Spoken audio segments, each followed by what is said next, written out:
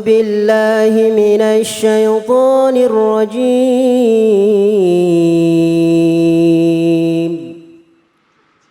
بسم الله الرحمن الرحيم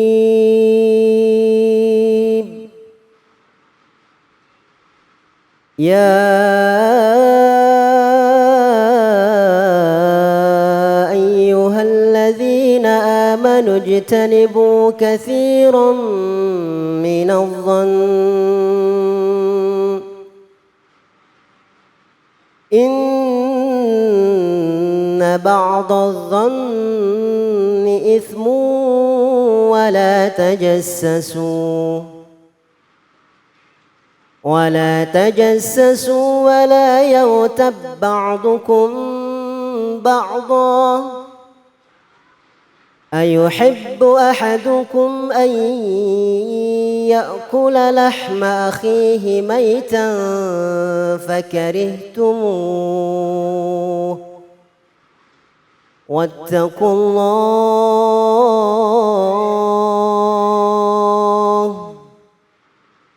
إن الله تواب رحيم صدق الله العظيم.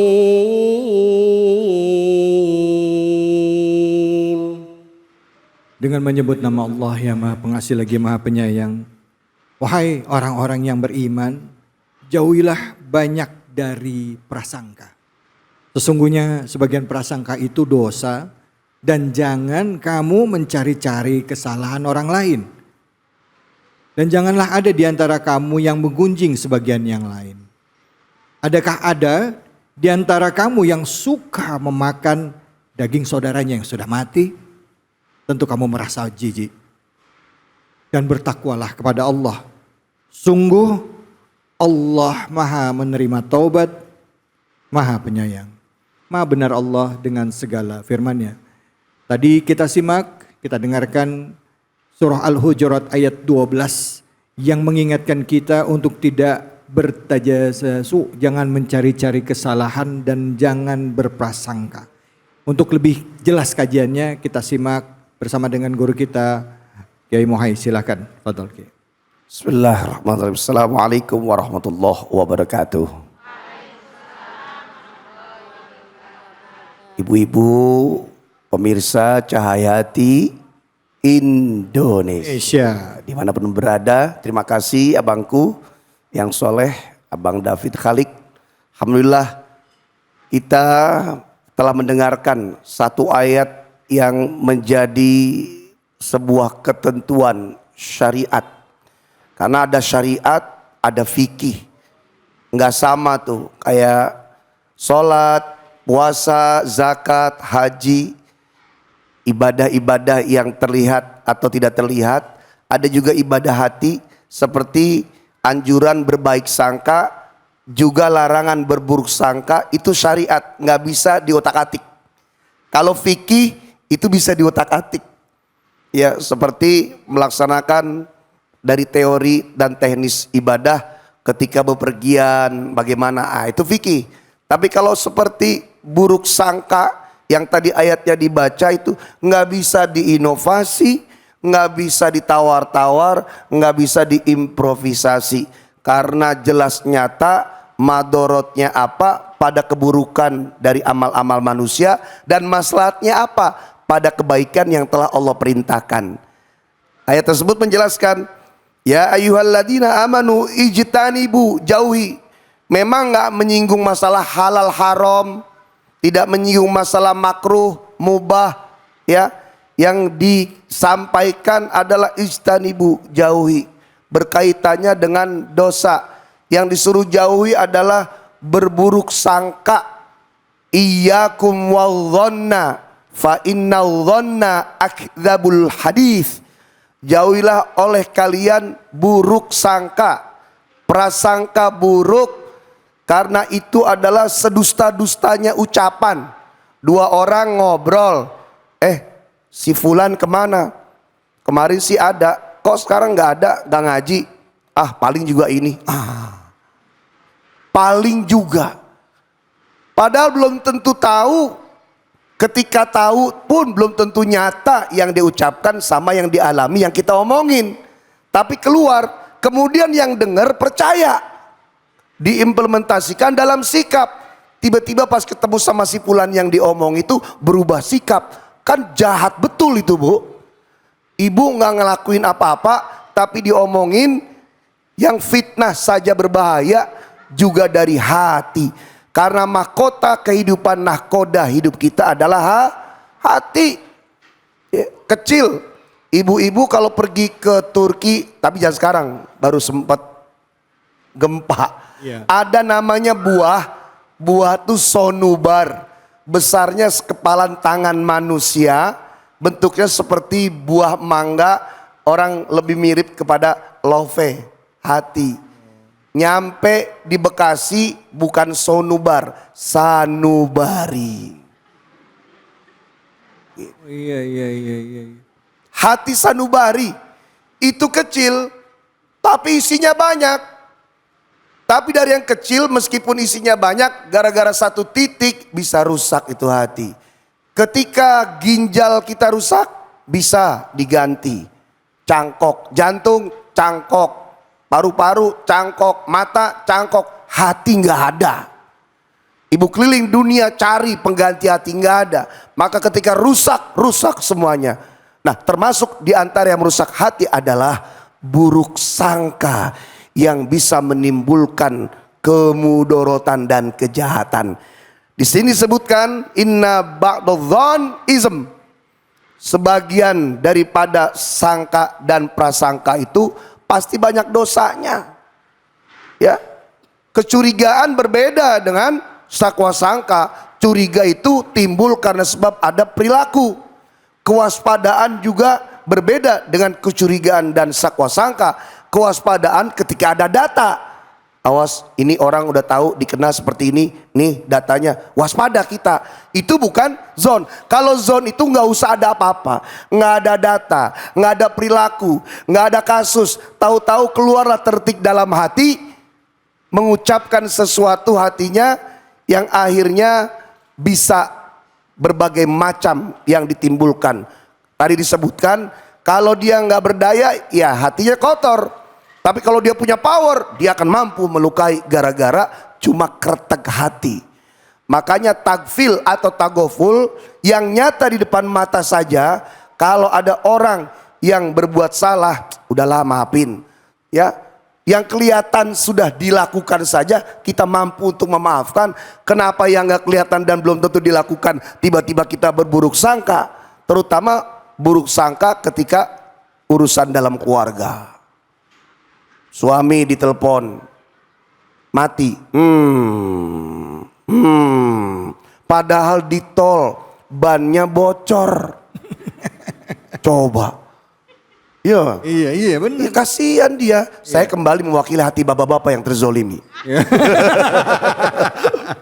Ya Allah, pulang-pulang langsung, papa ini kemana aja?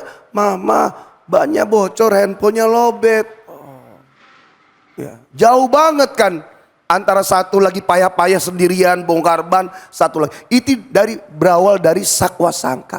Makanya tadi berhukum, bersikap, berperilaku dengan yang jelas. Kalau nggak di depan mata nggak kelihatan, maka jangan keluar dari hati. Sampai pun yang nyata kelihatan dilakukan saja.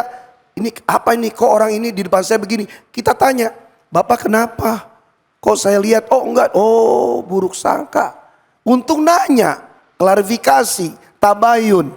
Nah, kalau sakwa sangka itu dia sesuatu yang menjadi raja dan bisa melukai tidak hanya hati yang sonubari tadi, tapi mampu melakukan juga merusak kesalahan dari jiwa, badan, fisik, mental. Bahkan orang yang sering melakukan sakwa sangka, setiap orang jadi jelek, lama-lama dia akan mampu berburuk sangka kepada Allah.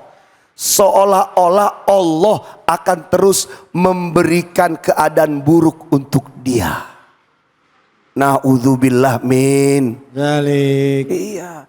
Baik sangka bisa merubah takdir. Buruk sangka juga sama bisa merubah takdir. takdir yang tadinya baik. Allah mau kasih dia nih sesuatu yang indah seminggu lagi. Tapi buruk mulu sama orang. Sama orang curiga, sama orang prasangkanya nggak bagus. Terus siang malam, pagi petang, hari ketujuh pas mau dapat, wahai malaikat, ganti takdir yang baik dengan buruk.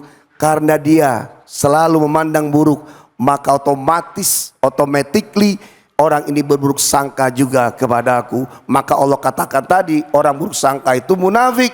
Di depan orang senyum-senyum, di belakang dia mengepalkan hatinya. Ini sering terjadi, betul apa tidak? Betul. Nah sekarang dirubah Bu. Ya, jadi kalau ketemu orang yang nyata di depan mata, Pok ngapain Pok? Ini lagi masak nih. Ya udah Pok, nanti ketemu ya. Ya udah selesai saja. Gak usah nebak, masak lama amat. Ya, jangan-jangan lagi masak, gak penting Bu. Hati jadi rusak. Coba kita ingat-ingat ke belakang, kita sering begitu enggak? Bahkan kita juga sebagai manusia gak lepas. Maka untuk mengantisipasi supaya hati kita bersih, jangan sampai buruk sangka terus. Pertama nih dicatat dalam hati, fokus perbaiki ibadah kepada Allah. Ibadah yang baik akan membuat tumbuhnya iman. Iman yang mapan akan mengontrol satu arah selaras mulut hati perbuatan. Orang yang mulut hati perbuatan beriman, maka akan tumbuhlah dia ihsan. Apa itu merasa ditatap oleh Allah? Sehingga kalau dirinya ditatap oleh Allah, dia mikir 1000 kali kalau mau berbuat jahat, Allah mengontrol dia. Yang kedua, ya. Yang kedua, ibu fokus menghindari lingkungan yang tidak baik. Su'ul khuluqi yu'di. Buruk akhlak itu cepat nularnya. Kalau baik akhlak lama, butuh hidayah. Ya, butuh doa, butuh modal, butuh majlis talim, butuh ketemu banyak orang. Julasaul ulama, duduknya ulama. Wa khulatau solihin, ngumpulnya dengan orang soleh. Tuh, kebaikan tuh lama butuh hidayah. Tapi buruk itu gak usah pakai hidayah, gak usah pakai modal. Ibu duduk sebentar sama 3 orang, tukang ngomongin orang, maka keempat-empatnya sama. Betul ya Bang? Ngeri. Iya, hindari. Wah, saya kalau ketemu dia pasti aja ngomongin orang, tinggi. Ya, kemudian yang ketiga, ibu perbanyak silaturahim. Ya. Kenapa kita buruk sangka? Karena jarang ketemu. Zur gibban tasdad hubban tidak berlaku di sini. Jarang ketemu menambah cinta. Ya. Kalau sama orang lain jarang ketemu akan menambah buruk sangka. Oleh karenanya ibu kumpul, ketemunya orang saleh, tinggalkan yang tidak baik, kemudian mulai menata mulut dan hati. Ingat Bu, mulut mampu mengajari hati. Kita sering ngomong, orang itu mah jahat mulutnya doang, hatinya mah baik. Belum tentu. Iya. Kenapa kita harus baca usolli? Nawaitu kalau mau ibadah. Karena nguatin hati. Kalau tiap hari dia pedes sama orang, kalau tiap hari dia buruk bicaranya, ngebully, jelek-jelekin orang, maka secara otomatis ketika dia bicara keluar dari mulut, hatinya dia ajari der. Otomatis lama-lama hatinya akan ikut buruk. Maka untuk menjaga hati, jaga mulut. Jagalah hati, Jangan kau kotori jagalah lentera hidup ini. Jagalah istri, jangan kau sakiti. Tangisan istri, tangisan bidadari. Ya salam. Doakan suami biar bisa naik haji. Amin. Amin. Ikhlaskan suami biar bisa Nikah lagi. soleh lagi.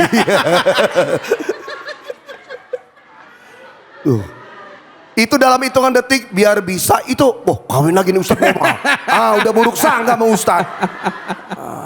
Naudzubillah min. Jalik. Lurus-lurus aja, yang jelas-jelas aja, yang di depan mata aja. Amin. Wah, yang di depan mata banyak gimana Kiai? Yang di depan mata banyak gimana? Ya nggak apa-apa, ambil semua. Astagfirullah. Baik, terima kasih banyak Kiai. Nih, silakan Ibu yang mau nanya siapa nih? Ada, silakan. Langsung pertanyaannya apa Ibu?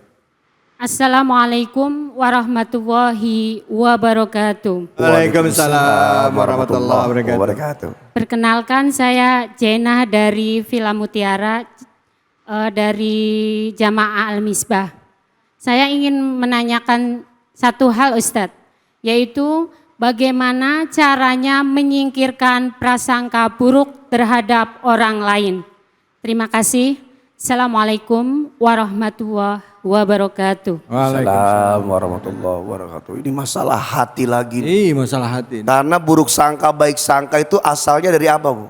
Hati. Dari hati. Nah, Ibu harus tahu nih, hati kita itu dia punya 4 nama. 1 namanya sodrun, hati luar.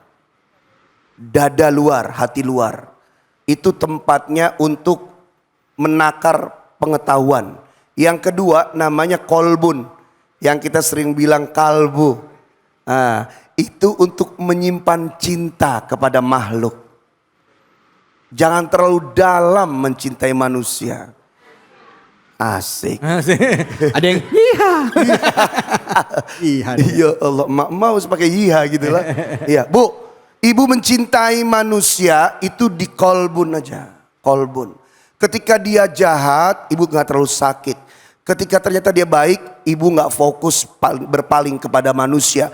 Karena dia cuma ditaruh di kolbun. Yang ketiga, fuadun. Tempat menyimpan ilmu. Fuad. Ada orang namanya Fuad, ada gak? Ada. Ada. Ada lagi yang keempat namanya lubbun. Lubbun.